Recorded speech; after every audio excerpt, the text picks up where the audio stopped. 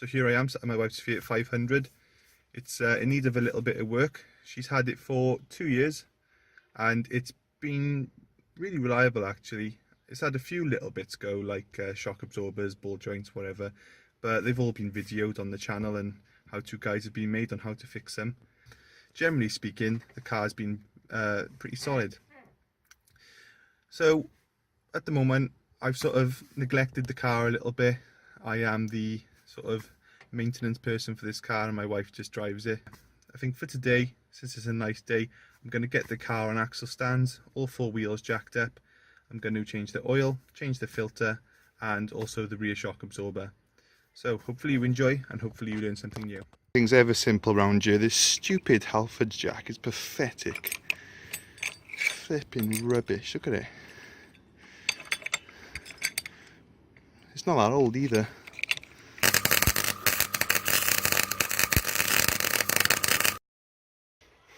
So it's on axle stands all round, so we can do the jobs on the front and the rear.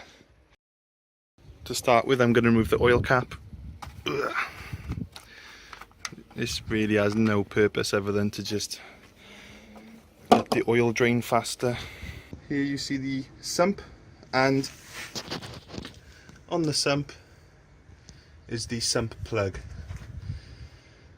This doesn't really want to come out, it's partially seized, so I've had to use a long breaker bar, and using a long breaker bar it allows me to put a lot of leverage on it while also keeping it square, because if you try with a little bar, the more you try, it tends to not be so square and you're more likely to round it. Okay, so the breaker bar method was successful. It allowed me to break this while not rounding it, so I've got it now so I can just undo it by hand. And yeah, let's undo it. Oh, lovely. Okay, so now I'm just going to put it back in and tighten it up.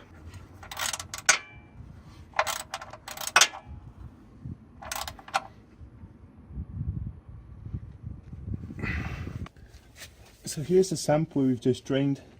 This is actually the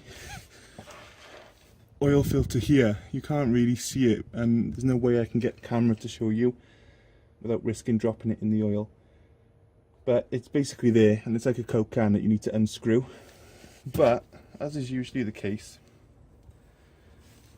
it won't come off. You want to use a rag to grab it basically, and no, not happening. So I've got other videos where I do this. This is usually the method I go for.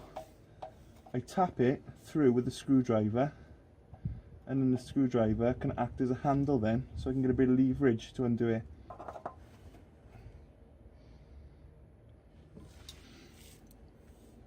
Here is the replacement filter.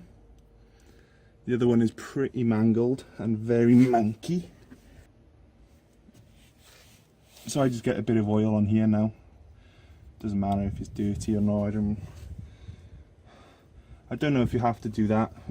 People do it, but some people say you have to, some people say you don't, but it takes a second, so why not? Put a little bit of oil on the seal and then just screw it back on.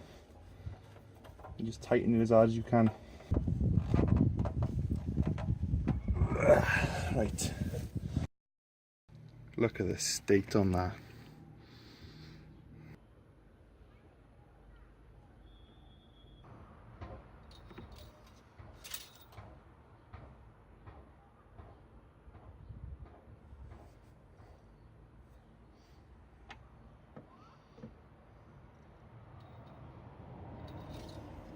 So I replaced this rear shock a while ago. I'm now going to do the other side because I didn't bother at the time doing this one. I'm not going to make a how-to guide on it because I've already made one when I did the last shock absorber, but I will show it to you so you can see what it looks like once I've pulled it out and see the condition difference really. So I've got the shock out. It's the exact same failure as last time. If you look at the top of this, as the car's going up and down, it's going to be knocking like that because of the play. Look at that, it just pops right out. On the other hand, this one the brand new shock completely solid. So it's been pretty easy to remove it. It's only 2 bolts really in the wheel. So yeah, let's take this one back on. There we go, the new shock absorber's fitted. Just got to put the wheel on and call it a day.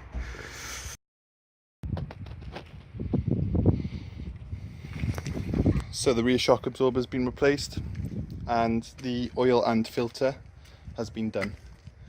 So the alternator belt's very crusty on this. I was looking at it earlier, and if that's anything to go by, then the timing belt and water pump are probably equally bad. So they're going to get replaced soon. I'll be making a thorough how-to guide on that. Also the door handle here, I already have that, so that can be done tomorrow. And I'll be making a video on that too. So yeah, you can have a few videos now of me basically sorting this out and getting it fit for another 100,000 miles. Thanks for watching, and subscribe if you're interested in the other 2 guides I have coming up too. Cheers.